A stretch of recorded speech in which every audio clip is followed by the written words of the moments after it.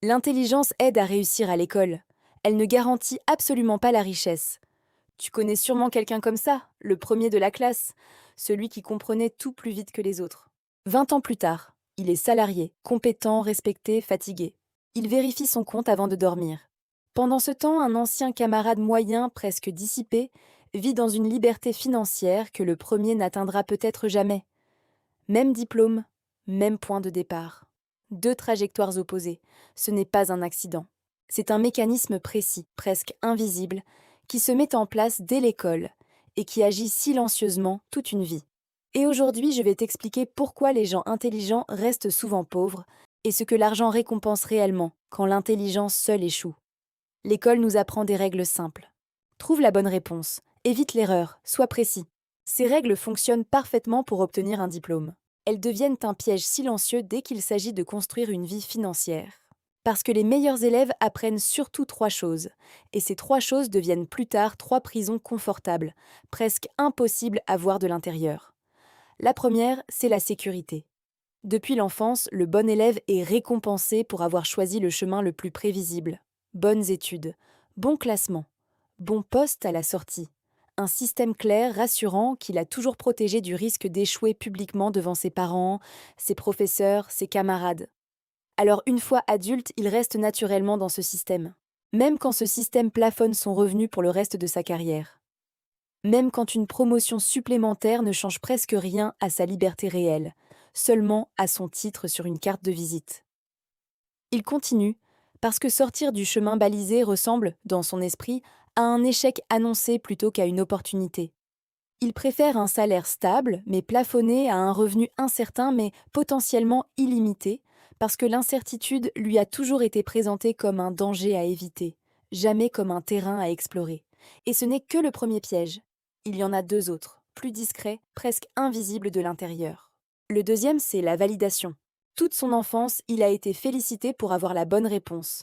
Une note, un compliment du professeur, une place en haut du classement, affichée pour que tout le monde la voie. Cette validation devient, sans qu'il s'en rende compte, une forme de carburant émotionnel dont il a constamment besoin pour avancer. Et le problème, c'est que l'entrepreneuriat, l'investissement ou la prise de risque n'offrent presque jamais cette validation immédiate. Personne ne te met une bonne note pour avoir lancé un projet incertain.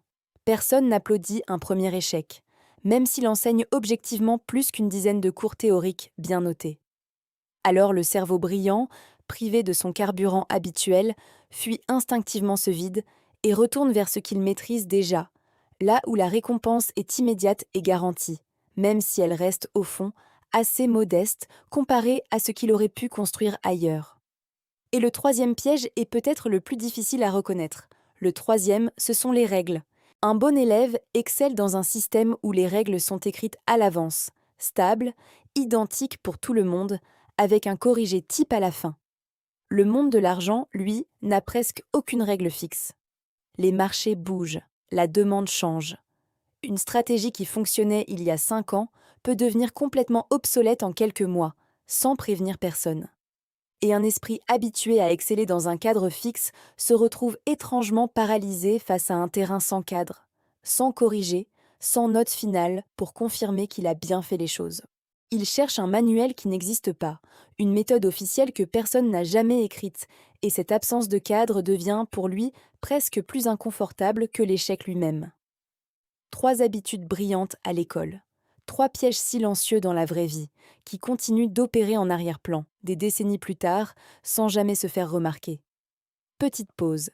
Si cette vidéo commence déjà à te parler, abonne-toi maintenant, parce qu'on va aller beaucoup plus loin ensemble, et la suite va probablement encore plus te concerner directement. Accroche-toi, parce que la partie la plus importante commence maintenant. Voici la vérité que personne ne dit assez fort. L'argent ne récompense pas l'intelligence. Il récompense 4 comportements précis. Et la plupart des gens brillants n'en maîtrisent presque aucun, pas par manque de capacité, mais simplement parce que personne ne les a jamais entraînés dans cette direction, ni à l'école, ni dans la majorité des familles. Le premier comportement, c'est la prise de risque. Chaque euro gagné au-delà d'un salaire fixe est, d'une certaine manière, une compensation pour une incertitude acceptée volontairement. Or, les esprits analytiques détestent l'incertitude. Ils veulent calculer, vérifier, sécuriser chaque variable avant d'agir, comme s'il existait une formule garantissant le succès à tous les coups. Mais l'argent ne paie jamais la certitude. Il paie celui qui accepte de perdre encore et encore, jusqu'à ce qu'une tentative finisse enfin par fonctionner. Statistiquement, la majorité des projets entrepreneuriaux échouent dans les premières années. Les esprits brillants connaissent ce chiffre par cœur, souvent mieux que quiconque. Et c'est précisément ce chiffre qui les arrête, là où d'autres, moins informés, foncent sans même y penser, simplement parce qu'ils ignorent à quel point les probabilités leur sont défavorables. Et le deuxième comportement, c'est la vente. Personne ne te l'a appris à l'école, et pourtant chaque euro qui circule dans l'économie passe, à un moment ou un autre, par une transaction. Convaincre, négocier. Présenter une idée avec assez de clarté pour qu'un inconnu accepte d'échanger son argent contre elle, sans contrainte, simplement parce qu'il y voit de la valeur. Les esprits analytiques méprisent souvent la vente. Ils la trouvent superficielle, presque indigne de leur intelligence, une discipline réservée à ceux qui n'ont pas su faire autre chose de leur carrière. Alors, ils laissent ce levier entier à d'autres, parfois bien moins compétents qu'eux sur le fond, mais infiniment plus efficaces sur la forme, capables de transformer une idée moyenne en succès commercial uniquement grâce à la manière de la présenter. Et ce sont souvent ces derniers qui finissent par diriger les premiers, qui les embauchent et qui fixent leur salaire chaque année. Le troisième comportement, presque personne ne veut l'admettre à voix haute, c'est l'influence. Construire une réputation, être visible. Être celui vers qui les opportunités reviennent naturellement, sans avoir à les chercher activement. Beaucoup de gens brillants préfèrent rester discrets, presque invisibles, persuadés que la compétence seule suffira à parler pour eux un jour. Elle ne suffit presque jamais, aussi injuste que cela puisse paraître. Le marché ne récompense pas systématiquement le plus compétent.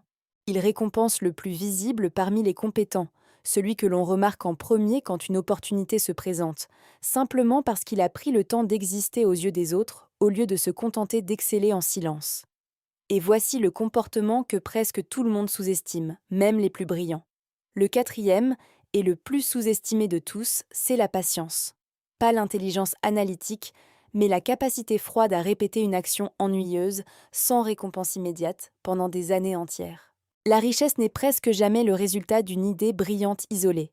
Elle est le résultat d'une exécution médiocre, répétée sans interruption, encore et encore, jusqu'à ce que la simple répétition devienne un avantage que presque personne d'autre n'a la discipline de construire. Un capital investi régulièrement à un rendement moyen pendant 20 ans dépasse presque toujours une idée géniale abandonnée après 6 mois. Et c'est précisément cette lenteur, cette absence totale de spectaculaire, qui décourage les esprits brillants, habitués à des résultats rapides et visibles depuis leur enfance. Et c'est exactement là que les gens intelligents se piègent eux-mêmes. Pas par manque de capacité, ni par manque de connaissances, par 3 erreurs précises, répétées sans même qu'ils s'en rendent compte, encore et encore, année après année, presque invisibles de l'intérieur. Pourquoi un cerveau aussi capable de résoudre des problèmes complexes échoue-t-il sur des décisions aussi simples? Pourquoi quelqu'un capable de comprendre une équation difficile en quelques secondes met-il parfois 10 ans à se décider à agir sur sa propre vie? La réponse tient en 3 habitudes mentales bien précises, profondément ancrées depuis l'enfance, qui ressemblent à de la rigueur intellectuelle, mais qui fonctionnent en réalité comme 3 freins puissants. Erreur 1, la suranalyse. Un esprit brillant peut générer 50 scénarios différents pour une seule décision simple. Et chacun de ces scénarios semble parfaitement logique sur le papier, défendable, presque irréfutable. Alors il continue à chercher, à comparer, à peser chaque option, convaincu qu'une analyse supplémentaire va enfin révéler la bonne réponse définitive. Pendant ce temps, quelqu'un de bien moins informé a déjà agi, déjà échoué une première fois, déjà appris quelque chose d'irremplaçable sur le terrain, et avance déjà 3 pas devant, simplement parce qu'il n'a jamais attendu d'avoir toutes les réponses avant de commencer. L'analyse rassure profondément le cerveau, mais elle ne construit jamais, à elle seule, un compte en banque. Et ce n'est que la première erreur. Erreur 2, le perfectionnisme. Le produit n'est jamais assez prêt. Le plan n'est jamais assez solide. Le site n'est jamais assez fini pour être montré au monde sans honte. Et pendant que tout doit être parfait avant d'exister publiquement, le monde, lui, avance sans attendre personne. Le perfectionnisme n'est presque jamais une exigence de qualité, même s'il se déguise toujours en rigueur intellectuelle respectable. C'est le plus souvent une peur du jugement habilement maquillée en standard élevé. Une façon élégante et socialement acceptable de repousser indéfiniment le moment où l'on pourrait échouer devant témoin, et donc de ne jamais vraiment commencer. Et la troisième erreur est peut-être la plus sournoise de toutes. Erreur 3. Attendre le moment parfait. Le marché idéal, le bon contexte économique, le moment précis où toutes les conditions seront enfin réunies pour agir en toute sécurité, sans aucun risque résiduel. Mais ce moment n'arrive jamais. Il n'existe nulle part, ni dans les livres de stratégie, ni dans la réalité du terrain.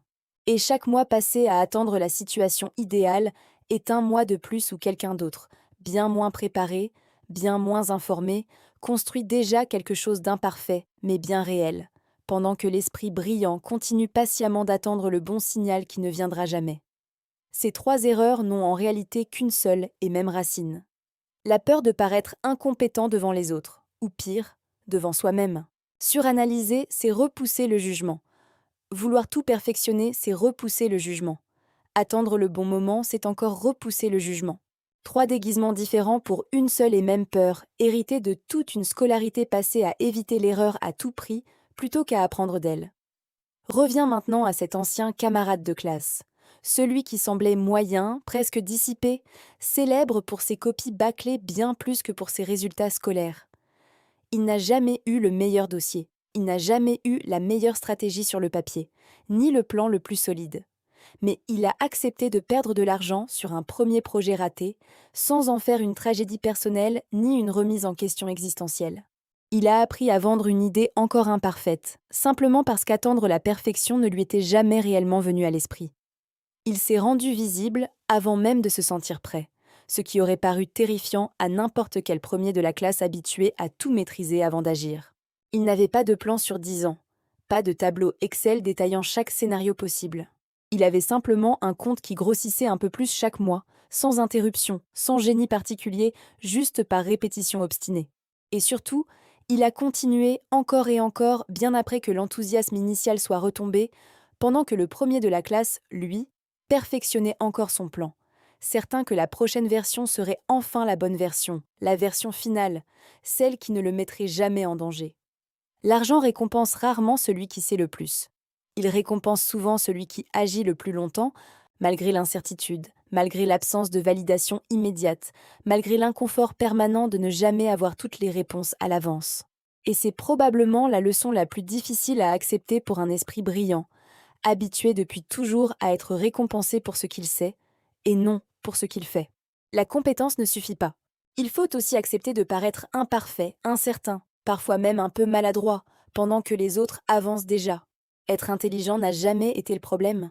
Le problème, c'est de continuer à utiliser cette intelligence exactement comme on nous a appris à le faire à l'école, dans un domaine qui ne fonctionne pas du tout selon les mêmes règles. L'argent ne demande pas une meilleure analyse. Il demande une meilleure tolérance à l'inconfort. Et cette tolérance, contrairement au quotient intellectuel, se construit. Elle s'entraîne, mois après mois, décision imparfaite après décision imparfaite, jusqu'à devenir aussi naturelle que l'habitude de bien analyser l'a toujours été. Si cette vidéo t'a fait reconnaître une part de toi-même, dis-le honnêtement en commentaire. Quelle est, parmi ces trois erreurs, celle qui te ressemble le plus aujourd'hui? Et si tu veux continuer à comprendre ce que l'intelligence seule ne t'apprendra jamais sur l'argent, abonne-toi maintenant. Ici, on apprend, vidéo après vidéo, à transformer la lucidité en action concrète.